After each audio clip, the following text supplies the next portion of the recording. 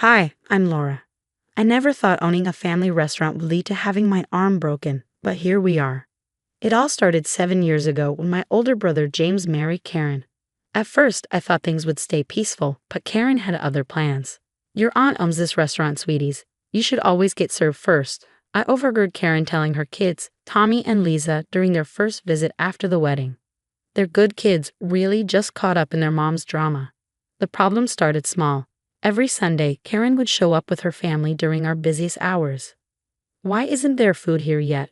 We've been waiting 15 whole minutes, she'd exclaim, oblivious to the fact that other families have been waiting much longer. Sarah, my best friend and our head server, always tried to smooth things over. The kitchen's backed up today. Everyone's getting their food in order. Well, everyone else's children aren't the owner's niece and nephew, are they? Karen would retort. At first, I kept the peace. James would give me that pleading look, and I'd cave. But last Sunday, everything fell apart. We were packed, celebrating the local team's championship win. Every table was full. The children are hungry now. Karen stormed into the kitchen, dragging Tommy and Lisa behind her. They hovered awkwardly by the door, clearly embarrassed. You're making them wait while serving complete strangers. Karen, please leave the kitchen. It's not safe. Don't tell me what's safe for my children. You think you're better than me because you own this place. You've always looked down on us. I tried to stay calm. Everyone gets served in order. That's how restaurants work. Her face twisted with rage, and before I knew it, she grabbed my arm. You'll serve my children now. Let go. I tried to pull away, but she twisted harder. The crack was deafening. Tommy screamed, and I hit the floor. The next thing I remember, Sarah was calling 911 and James, finally, was yelling at Karen instead of making excuses for her. Now I'm sitting in the ER, waiting for the doctor. Sarah's here, and my phone won't stop buzzing with messages from my parents. But this is it, the last straw. Karen's perfect mama bear facade is about to shatter, and I won't stop until everyone sees her for who she really is. The hospital staff took pictures of my bruised and broken arm. The next morning, my parents watched the restaurant security footage. I wasn't there, but they told me Karen's face went ghost white when she realized it was all on camera. I knew she had issues, but my dad couldn't even finish his sentence. They'd always tried to welcome Karen into the family, even when she was difficult. Now they were finally seeing the real her. My phone buzzed. A text from James. James, can we talk? Me, depends. Are you calling to make excuses for her again? James, no, Tommy won't stop crying. He thinks it's his fault you're hurt. Lisa won't even look at Karen. I sighed, poor kids. Me, tell them their Aunt Laura's okay. This isn't their fault. Word spread quickly in our small town. By Tuesday, regular customers were dropping off get well cards.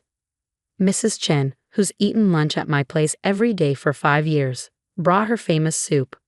My daughter showed me the video on Facebook, she said quietly. Wait, what video? I asked, nearly choking on the soup. Turns out Sarah had had enough. She posted the security footage online. The video went viral in our community, not just the attack, but Karen's entitled rant beforehand. Her perfect mama bear image was crumbling fast. You always take her side. Karen's voice rang out from next door that evening. She was at James's parents' house, probably expecting them to smooth things over as usual. I was protecting my children, she cried. From what? My mom shot back, learning to wait their turn like everyone else. Your precious daughter put my daughter in the hospital. Dad's voice followed. Get out of our house. My phone buzzed again, this time from Lisa's tutor. Hey, this might not be my place.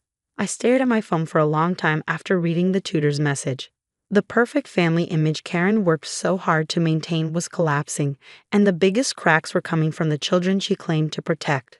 Send them to me, I typed back. It's time everyone saw the whole truth. The next morning, James stopped by the restaurant. He looked like he hadn't slept in days.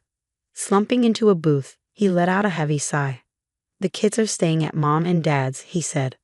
I can't believe I let this go on for so long. Your kids were scared of her, James, I said, my voice sharp. Their tutor sent me videos. He rubbed his face with both hands. I know, I've seen them. Lisa showed me everything on her tablet. Karen, She'd completely lose it if they got a wrong answer on their homework. I thought I don't even know what I thought anymore. Sarah, ever perceptive, brought him a coffee without asking. She'd known James since high school.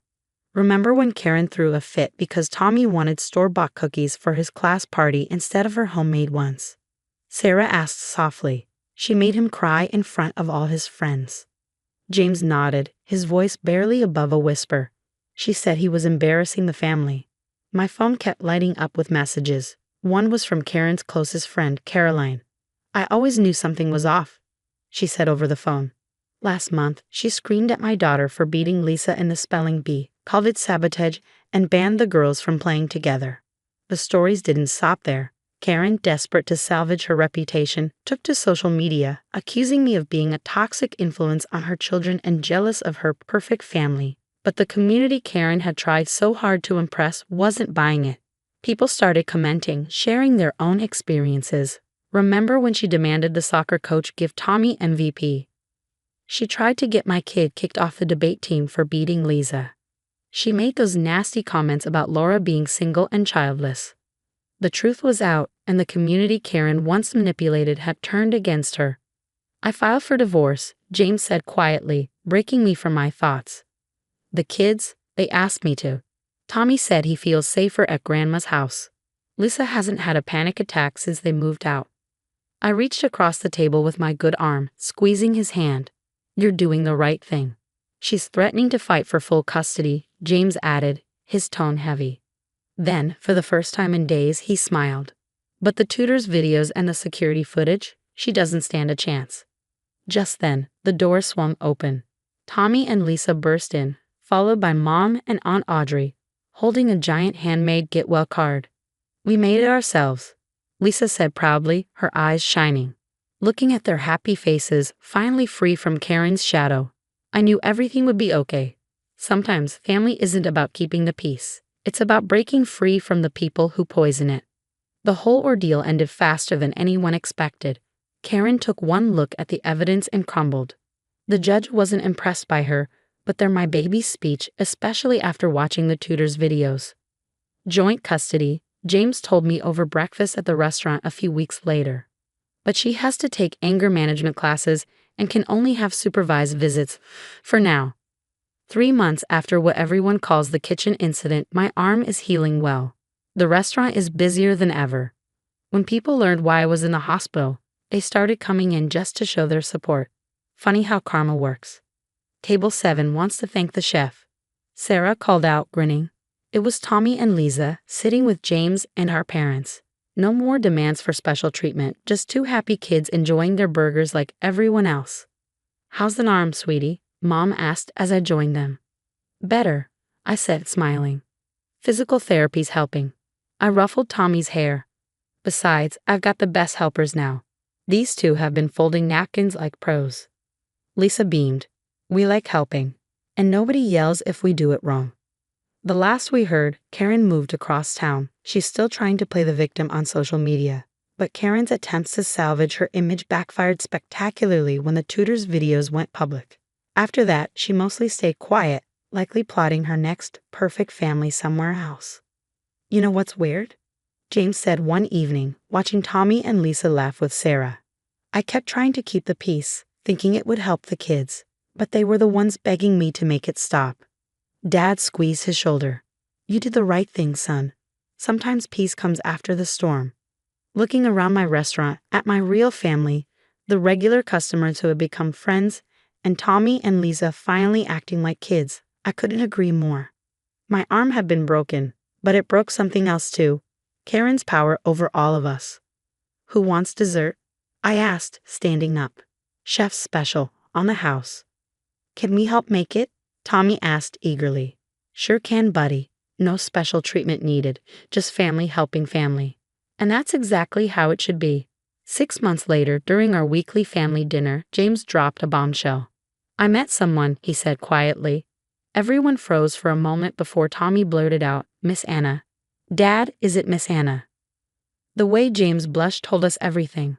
Lisa squealed, she's so nice. She never yells, and she helped me with my science project last week. I remember Anna. She'd been one of the first people to bring me a get well card after the kitchen incident. She never mentioned knowing Karen, just said she'd seen enough and wanted to show her support. We're taking it really slow, James explained, looking around nervously. She understands the kids need time. Time for what? Lisa asked, grinning. We love Miss Anna. She comes to all our school stuff anyway. Sarah, bringing over coffee, couldn't help but jump in.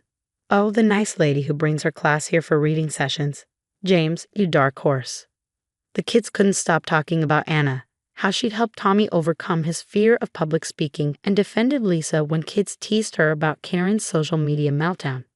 Each story painted a picture of someone completely different from Karen, kind, patient, and genuinely good. She asked about you, James told me later as we cleaned up.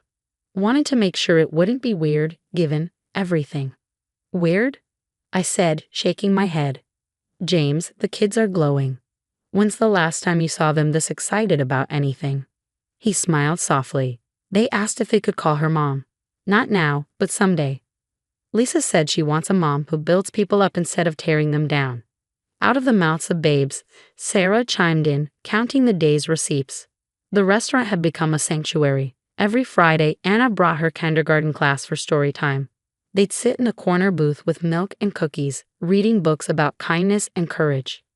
Karen would have hated it, seeing common kids sitting where her precious ones used to demand special treatment. But that's the thing about toxic people. They can't stand seeing others happy without their permission. Last week, Karen drove by during story time. She saw James sitting with Anna and the kids, all of them laughing. Later, she called him crying about being replaced too soon. You know what Tommy said?